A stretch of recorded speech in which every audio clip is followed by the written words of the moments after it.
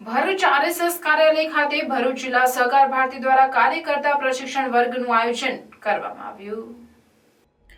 ભરૂચ જિલ્લા સહકારી આગેવાન, ભરૂચ ડિસ્ટ્રિક્ટ કોઓપરેટિવ બેંકના ચેરમેન અને વાગરા વિધાનસભાના ધારાસભ્ય એવા અરુણસિંહ રાણા તથા સહકાર ભારતી પ્રાંતના મહામંત્રી વિનોદભાઈ બોરેચિયા તથા પ્રાંત સંગઠન પ્રમુખ જીવણભાઈ ગોલે, સુરત વિભાગ સંયોજક ચિરાગભાઈ શાહ, જિલ્લા અધ્યક્ષ એન.જે. પટેલ, જિલ્લા સંગઠન મંત્રી રવિભાઈ જોશી તથા સહકાર ભારતી ભરૂચ જિલ્લા ટીમ તથા અંકલેશ્વર, હાંસોટ, વાલિયા, નેત્રંગ તાલુકામાંથી સહકાર ભારતીના પ્રમુખ કાર્યકર્તા ઉપસ્થિત રહ્યા હતા અને તેઓને સહકારી આગેવાન, ભરૂચ ડિસ્ટ્રિક્ટ કોઓપરેટિવ બેંકના ચેરમેન અને વાગરાના ધારાસભ્ય એવા અરુણસિંહ રાણા તથા સહકાર ભારતી પ્રાંતના મહામંત્રી